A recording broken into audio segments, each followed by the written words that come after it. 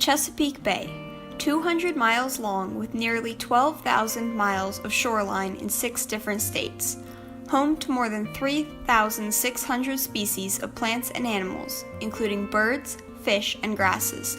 The third largest estuary in the world, the bay was formed about 10,000 years ago when glaciers melted and flooded the Susquehanna River Valley. For more than 1,000 years, the bay has provided a place for humans to live and thrive, first with the early Native American tribes, then to European colonists, and eventually to those living there today.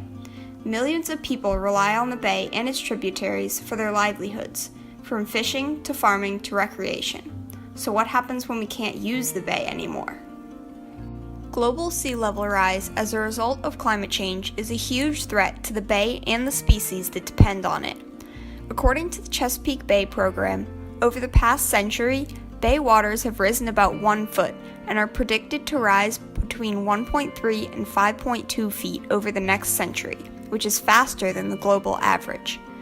As water levels rise, erosion also increases. This causes more sediment and the nutrients that come with it to wash into the bay, burying seagrasses and leading to the expansion of dead zones, or areas with little to no dissolved oxygen.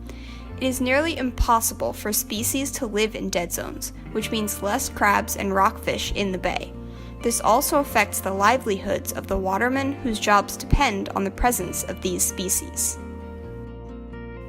Coastal flooding is also a big problem. With higher sea levels and more extreme weather patterns due to climate change, storm surges are coming further inland and doing more damage than ever before. Annapolis, Maryland is just one of many towns along the Chesapeake Bay whose success depends on the water. But when that water starts rising, streets and businesses get flooded while visitors dry up. The numerous local businesses in Annapolis rely on historical landmarks and natural beauty to draw in tourists, but no one wants to wade through 3 inches of water just to get some ice cream or see some statue that has water lines that are far from ancient. Climate change has proven itself to be not only very real, but detrimental to the health of our planet and everything living on it.